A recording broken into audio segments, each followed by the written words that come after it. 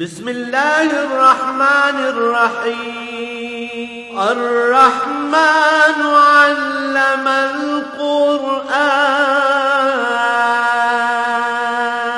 اللہ جو نہایت مہربان، اسی نے قرآن کی تعلیم فرمائی۔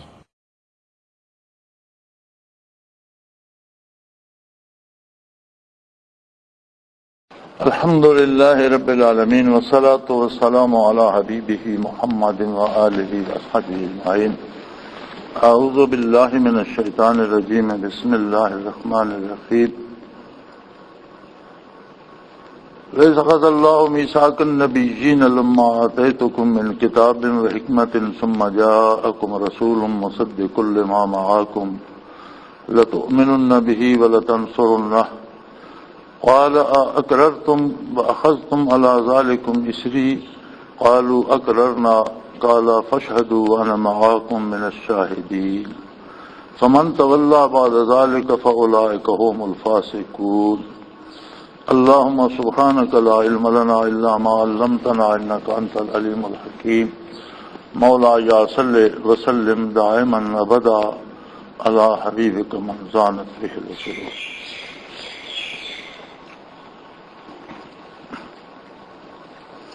بات چل رہی تھی اہل کتاب کی اور گزشتہ انبیاء علیہ الصلاۃ والسلام کی، اور اس میں اللہ کریم نے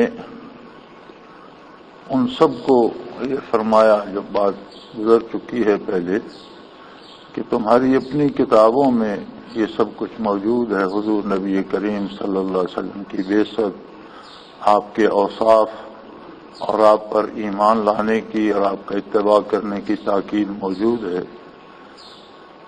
اور پھر ارشاد فرمایا ایک عجیب واقعہ کہ انبیاء علیہ الصلاۃ والسلام سے بھی اللہ کریم نے عہد لیا تھا۔ قرآن کریم میں موجود ہے کہ زمین پر بھیجے جانے سے پہلے یا خاکی وجود کے بننے سے پہلے اللہ کریم نے تمام ارواح کو جمع فرمایا اور سب پر یہ سوال کیا، الست بربکم قالوا بلا۔ سب سے عہد لیا کہ تمہارا پروردگار تمہاری ضرورتیں پوری کرنے والا، تمہیں پالنے والا، پیدا کرنے والا، تمہاری ساری حاجات کا ذمہ دار، تمہارا رب، کیا میں تمہارا رب نہیں ہوں؟ اور سب نے کہا تھا یقیناً اے اللہ تو ہی ہمارا رب ہے۔ اور سب ارواح سے عہد لیا اور فرمایا کہ پھر دنیا میں جا کر بھول نہ جانا اور دنیا میں کھو نہ جانا، اس بات کو یاد رکھنا۔ انبیاء علیہ الصلاۃ والسلام اسی عہد کو یاد کرانے کے لیے مخلوق کی طرف مبعوث ہوتے رہے۔ پھر فرمایا نہ صرف سب ارواح سے بلکہ انبیاء علیہ الصلاۃ والسلام کی ارواح سے الگ عہد لیا گیا۔ وَإِذْ أَخَذَ اللَّهُ مِيثَاقَ النَّبِيِّينَ، اللہ کریم نے تمام انبیاء علیہ الصلاۃ والسلام سے الگ سے عہد لیا۔ عہد کیا تھا؟ لما آتیتکم من کتاب وحکمت، جب میں تمہیں کتاب اور حکمت عطا کروں۔ یہ بات بڑی توجہ کے قابل ہے کہ کتاب صرف انبیاء علیہ الصلاۃ والسلام پر نازل ہوتی ہے، انبیاء کو عطا کی جاتی ہے، اور امت کتاب انبیاء سے پاتی ہے۔ اور حکمت بھی اللہ کریم کی طرف سے وحی طور پر انبیاء کو عطا ہوتی ہے، اور انبیاء کرام اس حکمت کے امین ہوتے ہیں۔ حکمت سے مراد ہے کہ ارشادات باری سے مراد کیا ہے، کتاب میں جو کچھ نازل کیا گیا اس کا مفہوم کیا ہے، اور اللہ کریم کے ارشاد کا مطلب اور معنی کیا ہے۔ تو مختلف کتابیں مختلف زبانوں میں نازل ہوئیں۔ جس قوم کی طرف نبی مبعوث ہوا، جو زبان نبی کی اور اس کے قوم کی تھی، اس زبان میں وہ کتاب نازل ہوئی۔ اور قرآن حکیم سب سے آخر میں نازل ہوا، آقا نامدار صلی اللہ علیہ وسلم پر نازل ہوا، اور آپ صلی اللہ علیہ وسلم کی زبان میں عربی میں نازل ہوا۔ تو تمام انبیاء سے یہ وعدہ لیا اللہ کریم نے کہ جب میں تمہیں کتاب عطا کروں اور حکمت عطا کروں، ثم جاءکم رسول، اور تم سب کے بعد جب میرا آخری رسول حضرت محمد صلی اللہ علیہ وآلہ وسلم مبعوث ہوں اور وہ آپ سب کی تصدیق کرنے والے ہوں گے، مصدق کل ما معاکم، جو کچھ تمہارے پاس ہے اس کی وہ تصدیق فرمائیں گے۔ انبیاء علیہ الصلوۃ والسلام جس قدر بھی مبعوث ہوئے اس میں دو قسم کی چیزیں وہ لائے۔ ایک کا تعلق خبر سے تھا، جیسے اللہ کی ذات اور صفات کے بارے خبر دی انبیاء علیہ الصلوۃ والسلام نے کہ وہ واحد ہے، لا شریک ہے، کوئی اس کا ثانی و ہمسر نہیں۔ اسی طرح آخرت کے بارے انبیاء علیہ الصلوۃ والسلام نے خبر دی، فرشتوں کے بارے، حساب کتاب اور جنت و دوزخ کے بارے۔ تو جتنی خبر تھی وہ ہمیشہ ایک ہی رہی، اللہ کی ذات و صفات کے بارے یا آخرت کے بارے یا ان حقائق کے بارے جو خبر آدم علیہ نبینا علیہ الصلوۃ والسلام نے دی، حضرت عیسیٰ علیہ نبینا علیہ الصلوۃ والسلام تک جتنے نبی مبعوث ہوئے سب نے اسی خبر کی تصدیق فرمائی، کیونکہ خبر ہمیشہ ایک سچی ہوتی ہے۔ اگر ایک بات کے متعلق دو خبریں آئیں تو دو میں سے ایک سچی ہوگی، دونوں سچ نہیں ہو سکتی۔ اگر ان میں اختلاف ہوگا تو ایک خبر سچی ہوگی، دوسری سچی نہیں ہوگی۔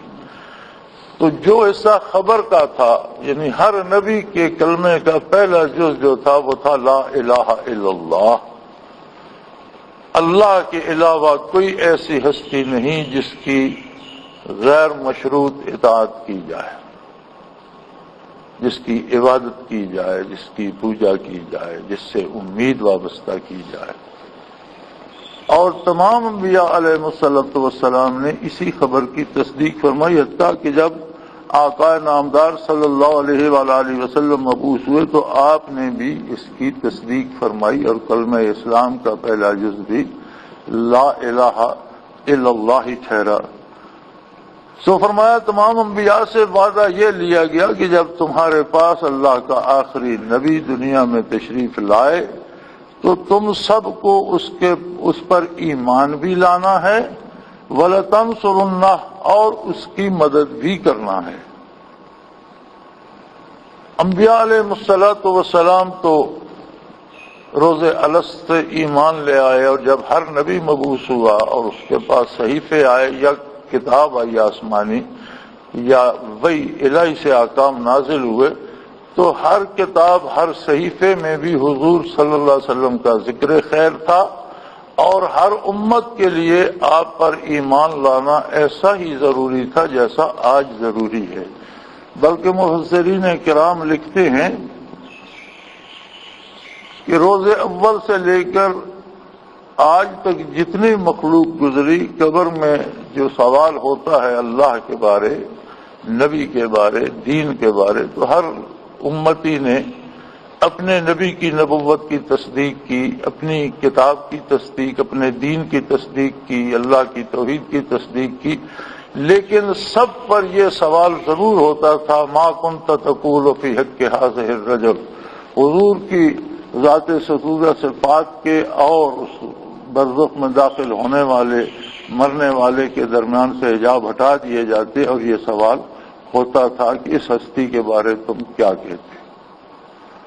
اب جو نیک ہوتے اور جنہوں نے اللہ کی اطاعت کی ہوتی اور اپنے نبی کی اطاعت کی ہوتی، دین پر کاربند رہتے، انہیں حضور کی دنیا میں تشریف آوری سے پہلے بھی حضور نبی کریم صلی اللہ علیہ وسلم کی زیارت نصیب ہو جاتی، اور چونکہ ان کے نبی نے، ان کی کتاب نے انہیں حضور کے بارے بتایا ہوا ہوتا تھا، لہذا وہ تصدیق کرتے کہ یہ اللہ کے آخری رسول ہیں اور ہمارا ان پر ایمان ہے۔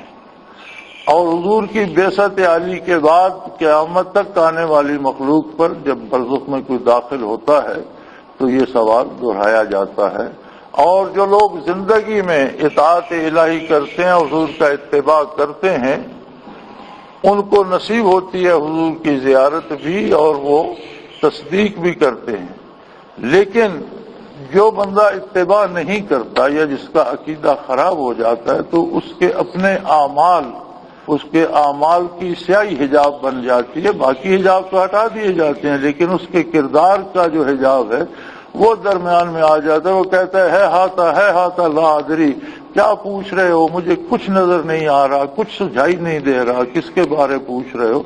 تو وہ زیارت سے بھی محروم رہتا ہے، پہچان سے بھی محروم رہتا ہے اور جواب سے بھی محروم رہتا ہے. لَتُؤْمِنُنَّ بِهِ، اس پر ایمان بھی لانا ہے. انبیاء تو اپنے وقت میں آئے اور تلقین کر کے تشریف لے گئے لیکن امتیں تو چلتی رہیں، لہذا ہر امت پر یہ ضروری رہا کہ جو بھی حضور صلی اللہ علیہ وسلم کا زمانہ پائے آپ پر ایمان بھی لائے اور آپ کی کامل اطاعت اختیار کر کے آپ کے مشن میں شریک ہو کر آپ کا معاون بنے. یعنی جو نغمہ توحید حضور صلی اللہ علیہ وسلم سنا رہے ہیں اس میں آپ کا معاون بنے اور خود قبول کرے اور دوسروں تک پہنچانے میں تعاون کرے. پھر فرمایا سب پر یہ سوال کیا گیا انبیاء علیہم الصلوۃ والسلام پر، قال اقررتم، کیا تم نے اس بات کا اقرار کر لیا، واخذتم علی ذالکم اسری، اور اس پر تم نے اللہ کریم کا یعنی میرا عہد قبول کر لیا. قالوا اقررنا، سب نے کہا کہ ہم اقرار کرتے ہیں، ہم وعدہ کرتے ہیں کہ جو بھی ہماری بات سنے گا ہم تلقین کر کے جائیں گے. جو بھی نبی کریم صلی اللہ علیہ وسلم کا زمانہ پائے آپ پر ایمان بھی لائے اور آپ کا اتباع بھی کرے. قال فاشهدوا وانا معكم من الشاهدين، تو اللہ کریم نے تمام انبیاء کی ارواح مبارکہ سے فرمایا کہ اس بات کے گواہ رہیے اور میں بھی اس بات پر گواہ ہوں. چنانچہ شب معراج حضور نبی کریم صلی اللہ علیہ وآلہ وسلم جب بیت المقدس تشریف لے گئے تو اللہ کریم نے تمام انبیاء علیہ الصلوۃ والسلام کو وہاں جمع فرمایا اور حضور صلی اللہ علیہ وسلم کی اقتداء میں دو گانا سب انبیاء نے ادا کیا. یعنی آپ پر ایمان کی تکمیل بھی ہو گئی اور آپ صلی اللہ علیہ وسلم کے اتباع کی تکمیل بھی ہو گئی. یاد رہے ایک بڑی عجیب بات ہے کہ جب بھی بیت المقدس کی بات ہوتی ہے تو ہمیں ایک 8 پہلو عمارت دکھائی جاتی ہے جس پر سبز رنگ کا گنبد ہے. یہ مسجد بیت المقدس نہیں ہے، یہ مسجد کے باہر ایک چٹان تھی. آج بھی اسے قبۃ الصغریٰ یا انگریزی میں ٹوم آف دا راک کہتے ہیں، یعنی چٹان پر بنا ہوا گنبد. اور قبۃ الصغریٰ کا بھی یہی مطلب ہے کہ چٹان پر بنایا گیا قبہ یا گنبد. ٹوم آف راک کا بھی یہی مطلب ہے. یہاں وہ چٹان ہے جس کے ساتھ نبی کریم صلی اللہ علیہ وسلم نے براق کو باندھا تھا. جب وہاں تشریف لے گئے براق سے نیچے تشریف لائے تو اس کی لگام آپ نے ایک بڑا سا پتھر ہے جس کے اوپر یہ سبز گنبد بنا ہوا اور گردا گرد 8 پہلو عمارت ہے، تو اس میں سوراخ تھے. آپ صلی اللہ علیہ وسلم نے ایک سوراخ سے براق کی لگام گزار کر براق کو وہاں باندھ دیا اور خود مسجد تشریف لے گئے جہاں آپ نے انبیاء علیہ الصلوۃ والسلام کی امامت فرمائی. ساتھ ہی تھوڑے فاصلے پر وہ الگ سے مسجد ہے. اب بڑے عرصے سے وہ مسجد دکھائی نہیں جاتی، بلکہ میری خیال میں تو عام مسلمان کو یہ علم ہی نہیں ہے. سب اسی گنبد کو مسجد بیت المقدس سمجھتے ہیں اور شاید یہ جان بوجھ کر کیا جا رہا ہے کہ لوگوں کے ذہن سے اصل مسجد محو ہو جائے اور کبھی وہ گرا بھی دی جائے تو شور بپا نہ ہو، لوگوں کو پتہ ہی نہ ہو کہ مسجد الگ ہے. تو وہ مسجد اسی گنبد خضراء کے ساتھ قبۃ الصغریٰ کے ساتھ ہی 50 60 یا 100 گز پر مسجد ہے قدیم، بہت خوبصورت، بہت بڑی، بہت وسیع. اتنی وسیع ہے کہ جتنے کم و بیش 1.25 لاکھ جو تعداد بتائی جاتی ہے وہ حتمی نہیں ہے، اس سے کم ہے یا زیادہ ہے، لیکن ایک اندازاً ایک تعداد بتائی جاتی ہے کہ 1.25 لاکھ انبیاء مبعوث ہوئے. تو 1.25 لاکھ انبیاء کی جہاں حضور نے امامت فرمائی، اس کا مطلب ہے کہ وہ اتنی عمارت ہے کہ اس میں اتنے لوگ نماز ادا کر سکتے ہیں.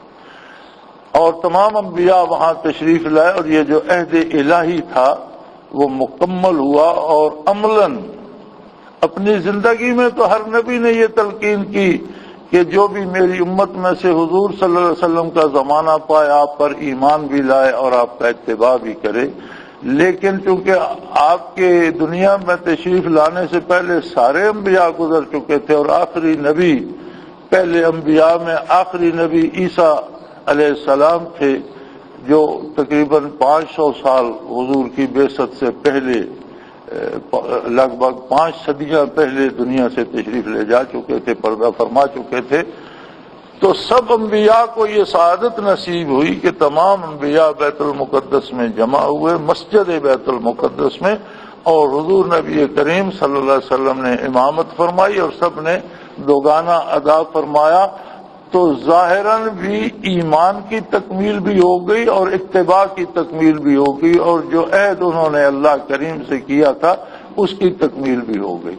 اس کا مطلب ہے کہ مخلوق کو جتنی برکات نصیب ہوئی، آدم علیہ السلام سے لے کر آج تک جتنی برکات نصیب ہوئی، اللہ سے برکت لینے کا واحد دروازہ تھی حضور نبی کریم کی ذات والا صفات صلی اللہ علیہ وآلہ وسلم۔ تمام پہلی امتوں کو بھی جتنا فیضان، جتنی برکات، جتنا نور اور جتنی رحمت الہی نصیب ہوئی، چونکہ حضور کی ذات ہے رحمت للعالمین، عالمین میں اگلے پچھلے سب شامل ہیں۔ عالمین میں ایک اللہ کی ذات کو چھوڑ کر باقی اللہ کی ساری مخلوق شامل ہے۔ تو جہاں جہاں جس مخلوق کو جو ذرہ رحمت کا نصیب ہوتا ہے، زندگی بھی اللہ کی رحمت ہے، صحت بھی اللہ کی رحمت ہے، رزق بھی اللہ کی رحمت ہے، اور ایمان بہت بڑی رحمت کا خزانہ ہے اللہ کا، توفیق عمل بھی اللہ کی رحمت ہے۔ اور یہ ساری برکات اگر پہلوں کو بھی نصیب ہوئی تو انہیں بھی حضور نبی کریم صلی اللہ علیہ وسلم کی ذات سے نصیب ہوئی، لیکن انہیں براہ راست نصیب نہیں ہوئی، انہیں اپنے انبیاء کے حوالے سے ان کے نبیوں نے کسب فیض کیا حضور کی ذات سے، اور ان امتوں نے اپنے انبیاء سے ان برکات کو وصول کیا ان کا اتباع کر کے۔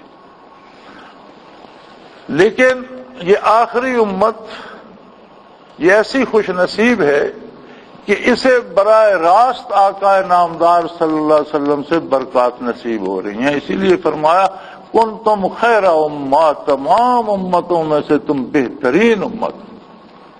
سب امتوں نے برکات آقا نامدار صلی اللہ علیہ وسلم سے وصول کی، لیکن بالواسطہ اپنے انبیاء کے واسطے سے، اور یہ امت براہ راست حضور نبی کریم صلی اللہ علیہ وسلم سے مستفید ہو رہی ہے۔ اور اس امت کے قلوب جسے بھی نور ایمان نصیب ہوتا ہے، براہ راست اس کے قلب کا تعلق قلب اثر رسول اللہ صلی اللہ علیہ وسلم سے قائم ہو جاتا ہے۔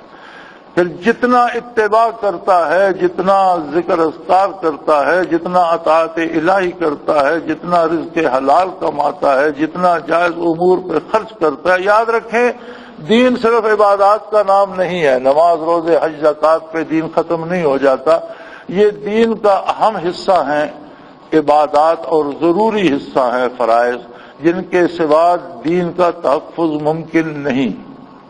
اگر کوئی شخص عبادات کو یا فرائض کو چھوڑ بیٹھتا ہے تو اس کا دین خطرے میں پڑ جاتا ہے، ہو سکتا ہے کہ کسی بھی وقت ایمان سلب ہو جائے اور وہ گمراہ ہو کر کسی دور گھاٹی میں جا گرے، کسی اور فرقے میں چلا جائے، کہیں اور چلا جائے، اور اس کے دونوں عالم تباہ ہو جائے۔ لہذا فرائض پر عمل کے علاوہ کوئی چارہ نہیں، لیکن یہ عبادات جو ہیں یہ ذریعہ ہیں تعلق قائم رکھنے کا۔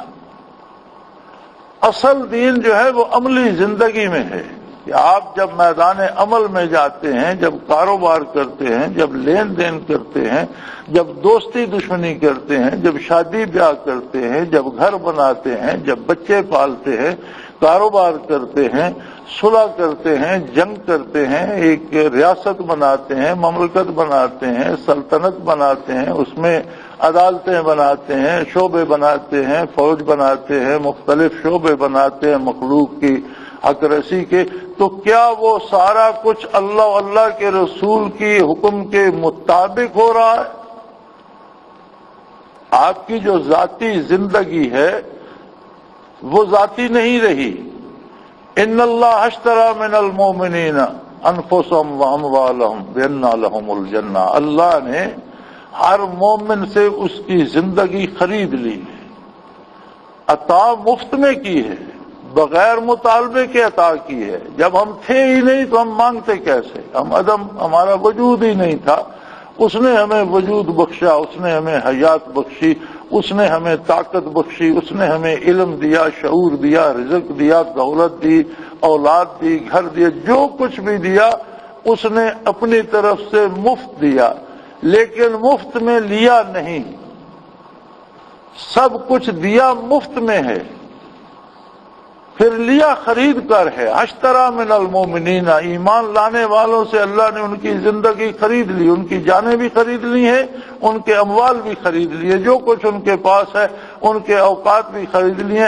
اب مومن کے پاس اپنا کچھ نہیں. کلمہ پڑھنے کے بعد اس نے جو سانس لینی ہے اس کی اپنی نہیں ہے، اس نے جو سوچنا ہے اس کا اپنا نہیں ہے، اس نے جو کام کرنا ہے اس میں اس کی اپنی پسند نہیں ہے، بلکہ اس کی ہر سانس اللہ کے نام سے ذاکر ہونی چاہیے. اس کا ہر قدم اطاعت پیغمبر صلی اللہ علیہ وسلم میں اٹھنا چاہیے.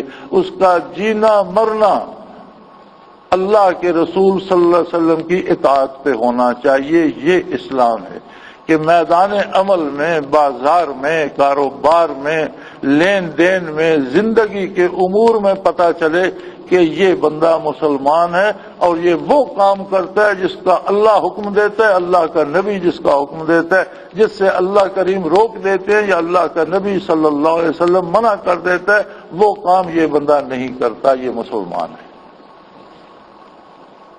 اگر ہم صرف عبادات پہ رکھیں تو بھی ایک قاعدہ ہے، عبادات کا بھی نقد اجر ملتا ہے.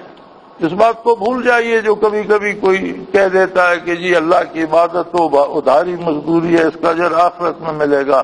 اللہ کریم ادھار نہیں فرماتے، اللہ کریم ہمیشہ نقد ہی نہیں دیتے، بلکہ بندہ کام تھوڑا کرتا ہے اور اللہ کریم اجرت بہت زیادہ دیتے ہیں. بندہ کام اپنی حیثیت کے مطابق کرتا ہے اور اللہ کریم جب عطا کرتا تو اپنی شان کے مطابق عطا کرتا. ہر جملے، ہر تسبیح، ہر قیام، ہر رکوع، ہر سجدے کا اجر فوراً اور نقد دیتے ہیں. اور وہ اجر کیا ہوتا ہے؟ قرآن کریم فرماتا ہے ان الصلاۃ تنہی عن الفحشاء والمنکر. جو اللہ کی عبادت کرتا ہے عبادت اسے توفیق عمل عطا کر دیتی ہے اور میدان عمل میں جا کر وہ بے حیائی اور برائی سے رک جاتا ہے، نیکی کرتا ہے، بھلائی کے کام کرتا ہے، برائی سے رک جاتا ہے. تو عبادت کا اجر کیا ہے؟ جو فوری ملتا ہے، جو آخرت میں ملے گا، اللہ کی رضا ہوگی، اللہ کا کرم ہوگا، اللہ کی رحمت ہوگی، وہ اس کی بخشش ہے، وہ الگ ہے، وہ مفت میں ملے گا، وہ اس کی طرف سے عطا ہوگا. لیکن جو دنیا میں نقد ملتا ہے وہ یہ ہے کہ ہر سجدہ، ہر رکوع، ہر عبادت، حج کے طواف اور حج کے ارکان یا روزہ یا تلاوت، جو جو چیزیں فرض ہیں، زکوٰۃ یا روزہ یا حج یا نماز، ہر چیز کا اجر نقد ملتا ہے اور وہ ہوتا ہے توفیق عمل. یعنی جتنا کوئی عبادت کرتا ہے اللہ اسے اتنا اپنے نبی کی نقل اور اتباع کرنے کی توفیق دیتا جاتا ہے.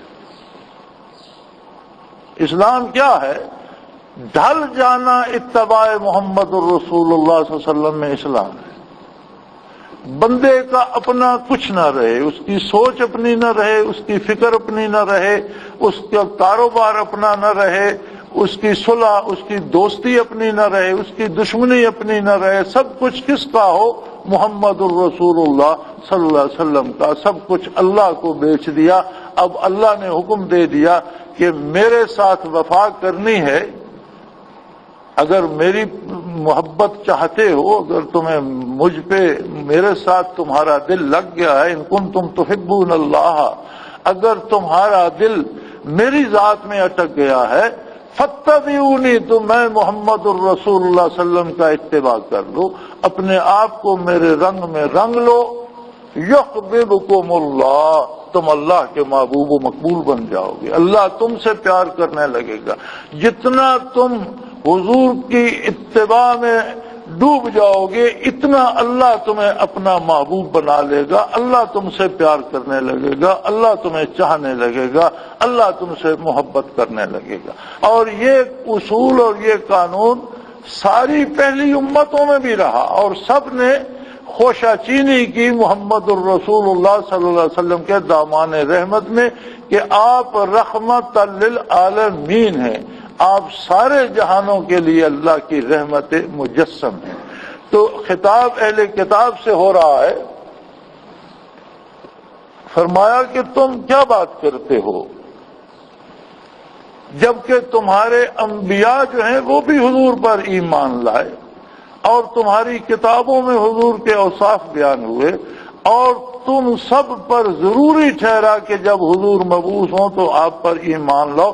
تو حضور پر ایمان نہ لانے والے اہل کتاب بھی اپنی کتابوں کے بھی منکر ہو گئے، یعنی ان کی اپنی کتابوں میں بھی تو یہ حکم موجود تھا، ان کے اپنے انبیاء نے بھی تو یہ حکم دیا تھا، اور جب اس حکم کی انہوں نے تعمیل نہ کی تو گویا وہ اپنے دین سے بھی پھر گئے، اپنے نبی کی اطاعت سے بھی نکل گئے، اور اپنی کتاب کی اطاعت سے بھی نکل گئے۔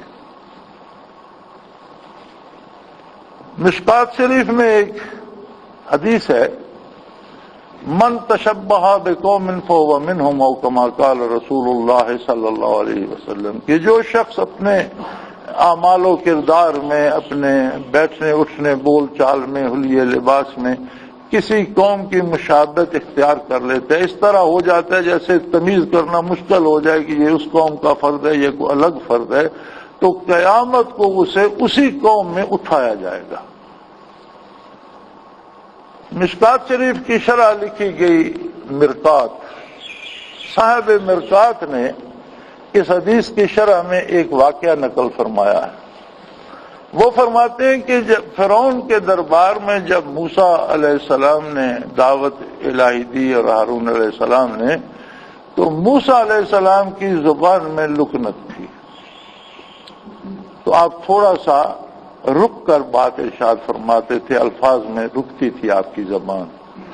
تو ایک درباری مسخرہ تھا فرعون کا، اس نے موسیٰ علیہ السلام جیسا حلیہ بنا لیا، ان جیسی داڑھی بڑھا لی، ان جیسا لباس کر لیا، اور ویسی ایک لاٹھی لے لی دو شاخی جیسے موسیٰ علیہ السلام کے ہاتھ میں عصا مبارک ہوتا تھا، اور فرعون کے دربار میں موسیٰ علیہ السلام کی طرح توتلی باتیں کر کے موسیٰ علیہ السلام کی نقل اتار کر اسے ہنسانے کا کام کرتا تھا اور انعام پاتا تھا۔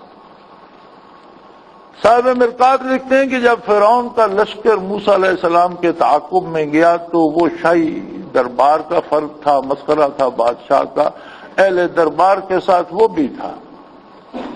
موسیٰ علیہ السلام نے پانی پہ عصا مارا، اللہ کے حکم سے سمندر پھٹ گیا اور الگ الگ راستے بن گئے، صرف راستے ہی نہ بنے بلکہ ہوا نے چل کر وہ راستے خشک کر دیے۔ بنی اسرائیل کے 12 قبائل تھے، 12 راستے بن گئے، اور وہ ہر قبیلہ اپنے راستے سے پار اتر گیا۔ فرعون اور اس کا لشکر جب پیچھے اترا، درمیان میں گئے تو اللہ کریم نے پانی کو حکم دیا، وہ آپس میں مل گیا، سارے غرق ہو گئے، تباہ ہو گئے۔ تب فرعون نے بھی توبہ کی تھی۔ اللہ کریم کا ایک قانون ہے جو حدیث شریف میں ارشاد ہے اور علماء نے نقل فرمایا ہے کہ بندے مومن کی موت آ جائے، اسے موت کے فرشتے نظر آ جائے، کیونکہ عند الموت توجہ ایک طرف مرتکز ہو جاتی ہے تو کافر کو بھی موت کے فرشتے نظر آنے لگتے ہیں، ان کی باتیں بھی سنتا ہے، جواب دے یا نہ دے وہ اس سے باتیں بھی کرتے ہیں۔ فیما کنتم، کہاں رہے ہو اتنا عرصہ؟ قرآن کریم فرماتا ہے کہ وہ مرنے والے سے روح قبض کرنے سے پہلے بات کرتے ہیں کہ تمہارے بدن میں تو ایمان کی کوئی ذرہ نظر نہیں آتا، کفر ہی کفر ہے، کیا کرتے رہے ہو؟ تمہیں اللہ نے اتنی زندگی دی، انبیاء مبعوث فرمائے، کتابیں نازل فرمائی، تمہیں عقل و شعور دیا، اور تم کرتے کیا رہے ہو؟ فیما کنتم، کہاں عمر گزاری تم نے، کیا کرتے رہے ہو؟ تو وہ کہتا ہے کننا مستضعفین فی الارض، میں تو ایک عام آدمی تھا اور جدھر بڑے بڑے لوگ چلتے رہے ان کے پیچھے چلتا رہا، میرا کیا؟ جہاں معاشرہ جس طرح کا تھا، جس طرح کے صاحب اثر لوگ تھے، تو اس طرح میں بھی رہا. اب پتہ چلا کہ وہ سارے تو غلط تھے. تو وہ فرشتے اس سے کہتے ہیں الم تکن ارض اللہ واسعۃ فلم تہاجروا فیہا. جب اللہ کی زمین وسیع نہیں تھی، آج تو ساری دنیا چھوڑ کر جا رہے. تو جب اللہ کی زمین وسیع تھی تو جہاں معاشرہ بے دین تھا تم وہاں کیوں رہے؟ وہاں چلے جاتے جہاں لوگ دیندار تھے، جہاں اچھے بھلے لوگ تھے، نیک لوگوں کے پاس چلے جاتے. وہاں جائیداد تھا تو چھوڑ دیتے، گھر تھا تو چھوڑ دیتے، نقصان ہوتا تھا تو ہونے دیتے، لیکن ایمان تو بچا لیتے، نیک لوگوں کی مجلس میں پہنچ جاتے. آخرت تو آج تو ساری دنیا چھوڑ، آج گھر کہاں ہے تمہارا؟ آج مال کہاں ساتھ جا رہا ہے؟ آخر آج سب کچھ چھوڑ رہے ہو. تو زندگی میں یہ سب کچھ چھوڑ کر نیکوں کی صحبت اختیار کی ہوتی تو آج تمہارا خاتمہ ایمان پر. یہ باتیں ہو رہی ہیں مرنے والے اور فرشتے میں موت سے پہلے. تو مومن اس حد کو بھی پہنچ جائے کہ اسے موت کے فرشتے نظر آ جائیں تو بھی اس کی توبہ اللہ قبول فرما لے. لیکن کافر پر جب برزخ یا موت کے فرشتے منکشف ہو جائے تو پھر اس کی توبہ قبول نہیں ہوتی، چونکہ ایمان بالغیب درکار ہے. مومن گناہگار بھی ہے تو زندگی میں ایمان بالغیب رکھتا ہے. کافر نے جب فرشتے دیکھ لیے تو ایمان بالغیب تو نہ رہا، آخرت منکشف ہو گئی. لہذا فرعون نے بھی جب ملک الموت کو دیکھا تو اس نے بھی کہا تھا آمنت برب موسیٰ، میں موسیٰ کے رب کو مانتا ہوں. فرمایا الآن وقد کنت من الکافرین. اللہ کریم نے فرمایا اب مانتا ہے، اب تو ہر کوئی مانے گا. اب ماننے کی بات نہیں، جب ماننے کا وقت تھا اس وقت تو کفر کرتا رہا. تو فرعون لشکر سمیت غرق ہو گیا اور موسیٰ علیہ السلام نظارہ کر رہے تھے. بنی اسرائیل یہ تماشا دیکھ رہے تھے. اچانک وہ صاحب مرقات لکھتے ہیں کہ موسیٰ علیہ السلام کی نگاہ پڑی تو وہ جو آپ کی نقل کیا کرتا تھا وہ بھانڈ وہ کنارے پہ کھڑا تھا. یعنی فرعون بھی غرق ہو گیا، اس کے سارے ہمراہی بھی غرق ہو گئے، لشکر بھی غرق ہو گیا اور وہ کنارے پہ کھڑا تھا. تو موسیٰ علیہ السلام نے اس کی بار الہ، اس سے تو مجھے زیادہ ایذا ہوتی تھی اور یہ مجھے تو بہت میری نقلیں اتارتا تھا اور بہت ایذا کا سبب بنتا تھا، آپ نے اسے چھوڑ دیا. تو وہ لکھتے ہیں کہ اللہ کریم نے فرمایا کہ نقلی تھا، لیکن نقل تو تمہاری تھی. میں نہیں چاہتا تھا کہ نقلی موسیٰ بھی فرعون کے ساتھ غرق ہو. اسے میں الگ سزا دوں گا، وہ الگ بات ہے. اس کا جرم بڑا ہے کہ میرے نبی کو تنگ کرتا ہے اور نبی کی نقل کرتا ہے پریشان کرنے کے لیے اور کافروں کو خوش کرنے کے لیے. اسے بڑا سخت عذاب دوں گا، لیکن اسے الگ دوں گا. نقلی موسیٰ بھی مجھے فرعون کے ساتھ غرق کرنا منظور نہیں ہے. تو اسی بات سے دیکھ لیا جائے کہ کوئی مسلمان بھی ہو اس میں نور ایمان بھی ہو اور اللہ کے رسول کو خوش کرنے کے لیے حضور کی نقل کرے تو اللہ کریم کو وہ کتنا پسند. اسی لیے فرمایا کہ فاتبعونی یحببکم اللہ، میرا اتباع کر لو تم اللہ کے محبوب ہو جاؤ گے. اللہ کریم تم سے محبت کرنا شروع کر دیں گے. سو فرمایا اہل کتاب تمہارے کسی اعتراض میں کوئی وزن نہیں ہے. تم جن انبیاء کی بات کرتے ہو انہیں اللہ نے ازل میں ان سے عہد لے لیا حضور کی اطاعت، حضور پر ایمان لانے اور حضور کی مدد کرنے کا. اور دنیا میں زمین پر انہوں نے اعلان فرمایا، ان کی کتابوں میں آپ کے اوصاف نازل ہوئے.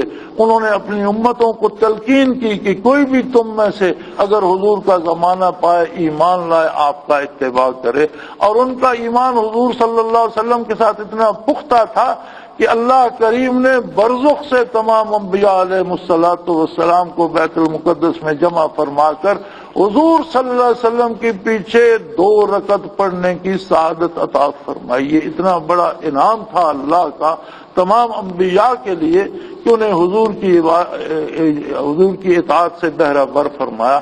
اور کتنی خوش نصیب ہے یہ امت کہ جس پہ دن میں 5 نمازیں فرض ہیں اور ہر نماز اتباع رسالت پناہی میں اس کا ایک ایک رکن محمد الرسول اللہ کی اداؤں پہ مشتمل ہے. حضور نے کس طرح وضو کیا اس طرح وضو کرتا ہے. حضور نے ہاتھ مبارک کیسے دھوئے اس طرح ہاتھ دھوتا ہے. حضور نے کس طرح سے کلی فرمائی، کس طرح سے چہرے اقدس دھویا، کس طرح سے پائے مبارک دھوئے. سارا کام حضور کے اتباع میں اور حضور کی نقل کر کے کرتا ہے. پھر حضور کس طرح قیام فرماتے تھے، حضور کون سی عبارت تلاوت فرماتے تھے، کون سی آیات پڑھتے تھے، رکوع کس طرح فرماتے تھے، رکوع میں کیا تسبیح پڑھتے تھے، سجود کس طرح کرتے تھے، اس میں کیا یہ ساری کامل کیا ہے عبادت، حضور کی ایک ایک ادا کی نقل ہے، اور یہ ہے رحمت باری کو متوجہ کرنے کا سبب، اور اس کا اجر ہے کہ جب یہ قبول ہوتی ہے تو توفیق عمل ارزاں ہو جاتی ہے اور عملی زندگی سدھر جاتی ہے۔ ہمارا عالم یہ ہے کہ ہم نمازیں بھی پڑھ لیتے ہیں، بعض اوقات داڑھی بھی سنت کے مطابق رکھ لیتے ہیں، لباس بھی بنا لیتے ہیں، لیکن جب میدان عمل میں جاتے ہیں تو صورت مختلف ہو جاتی ہے۔ وہاں ہم حضور کا اتباع کیوں نہیں کرتے، پھر وہاں ہمیں توفیق عمل کیوں نہیں ہوتی؟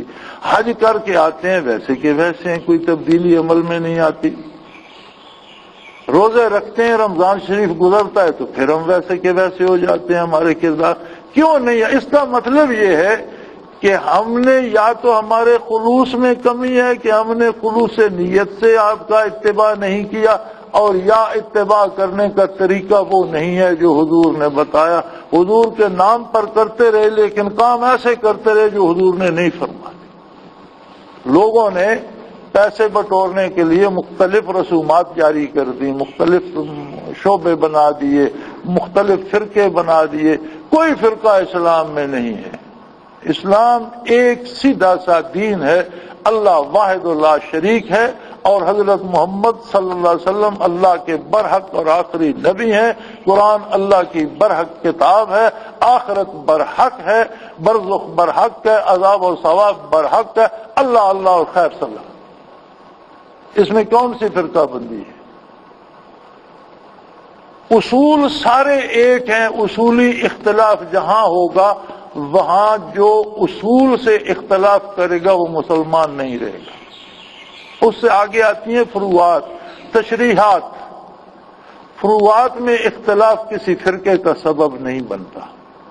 حضور صلی اللہ علیہ وسلم کا ایک حکم ہے، اس کے 2 یا 3 معنی نکلتے ہیں، تو ایک بندہ ایک معنی پہ عمل کرتا ہے، دوسرا دوسرے پہ کرتا ہے، تیسرا تیسرے پہ کرتا ہے، تو یہ 3 فرقے تو نہ ہوئے، تینوں نے محمد رسول اللہ کا اتباع کیا، پھر اس پہ لڑنے کی کیا بات ہے؟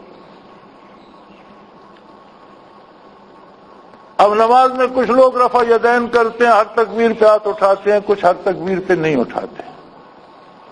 جو اٹھاتے ہیں وہ کہتے ہیں حضور نے فرمایا تکبیر پر ہاتھ اٹھاؤ، لہذا ہر تکبیر پر اٹھانے چاہیے، وہ حضور کے حکم کا اتباع کرتے ہیں۔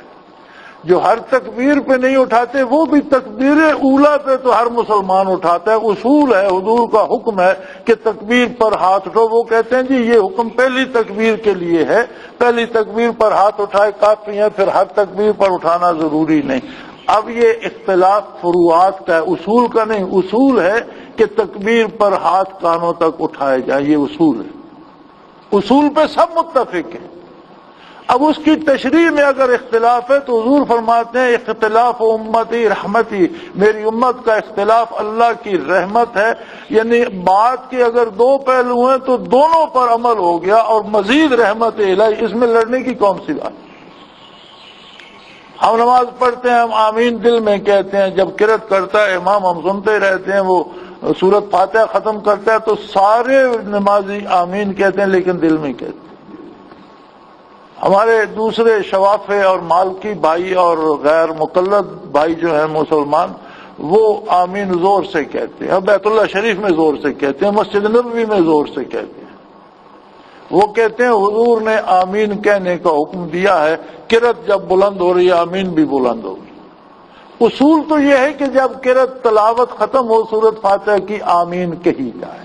اب یہ اس کی تشریح ہے کہ ایک طبقہ کہتا ہے جی وہ خاموشی سے دل میں کہی جائے، دوسرا کہتا ہے نہیں جی جس طرح امام نے تلاوت بلند آواز میں کی اس طرح ہم بلند آواز میں کریں گے، اور جب امام خاموشی سے تلاوت کرے گا ہم بھی خاموشی سے کہہ دیں گے۔ تو یہ تشریح ہے نا۔ تو اگر کسی نے ایک پہلو اپنایا اچھا کیا، کسی نے دوسرا اپنا لیا اچھا کیا، اس نے اطاعت تو محمد رسول اللہ کی، پھر اس میں لڑنے یا مارنے کی کیا بات؟ ایک شخص درود شریف آرام سے بیٹھا دل سے سکون میں پڑھ رہا ہے، مزے لے رہا ہے، وہ ہے اس کا رب جانے، اس کا رسول جانے، اس کی اپنی بات ہے، وہ اپنے مزے میں ہے، اپنی اس عقل ماری ہوئی ہے، اس کا اپنا حال ہے، اپنی کیفیت ہے بولوں۔ دوسرا کہتا ہے میں تو بلند آواز سے پڑھوں گا، مجھے بلند پڑھنے میں، تو درود ہی پڑھ رہا ہے نا، پڑھتا رہے، اس میں لڑنے مارنے کی، سر پھوڑنے کی بات کیا؟ دونوں نبی پاک صلی اللہ علیہ وسلم پہ درود پڑھ رہے ہیں، اب دونوں میں کافر کون ہو گیا؟ کس نے بنا دیا؟ وہ واجب القتل کیوں ہو گیا؟ اسے گولی کیوں مارتے ہو؟ اسے مارنے کا حکم کس نے دیا؟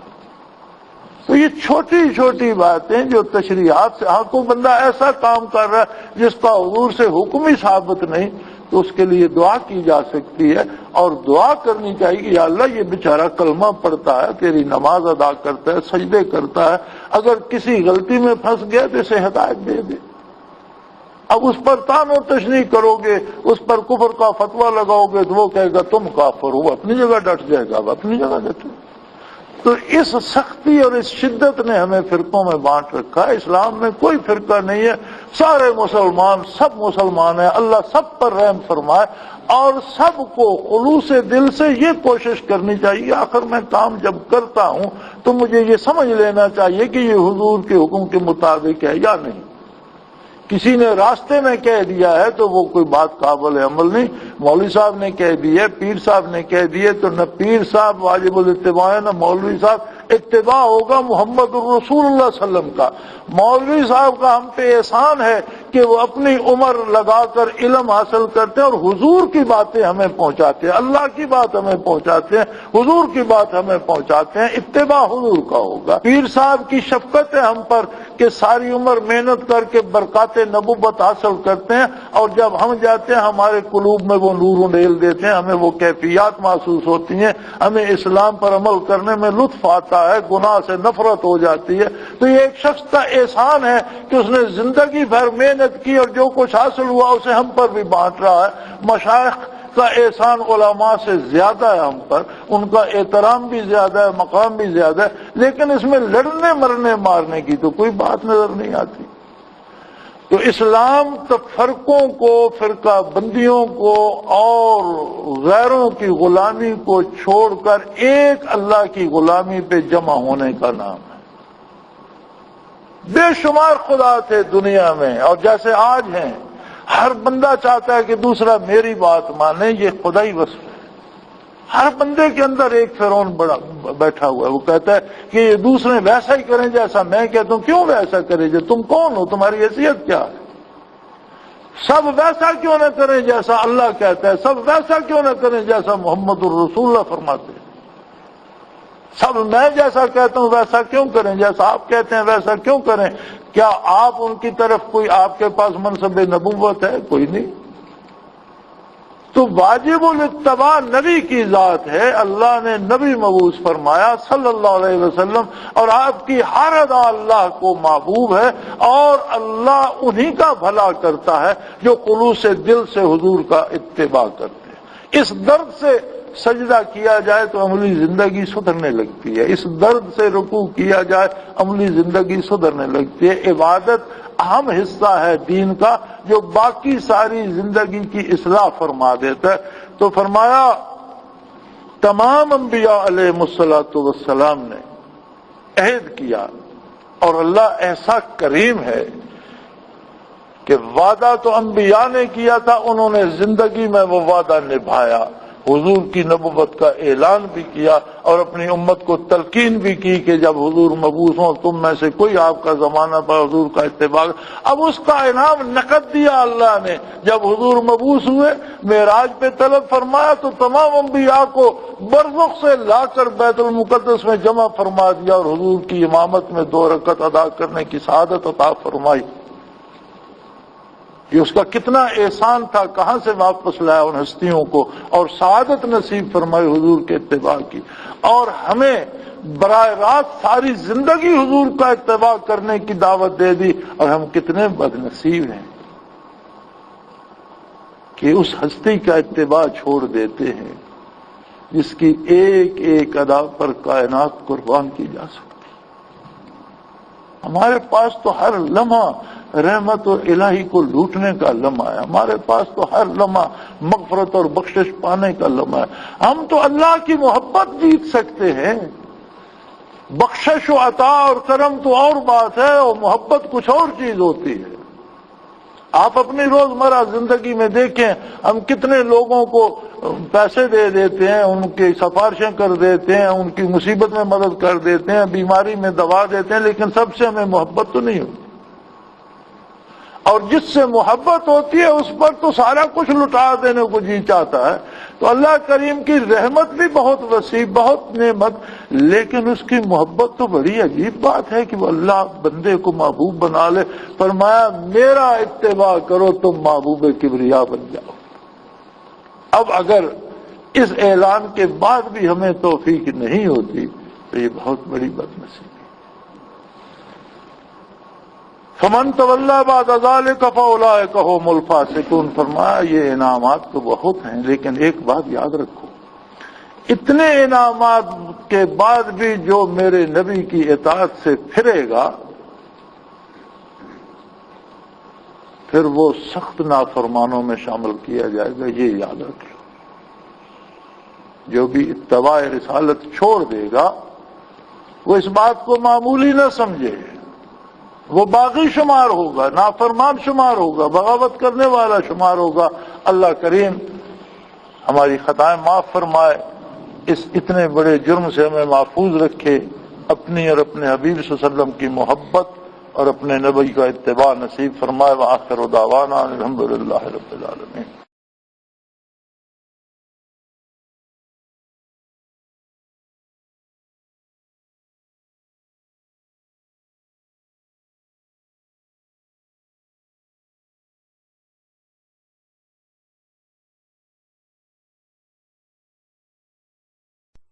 حضرت امیر محمد اکرم آبان مد ظلہ العالی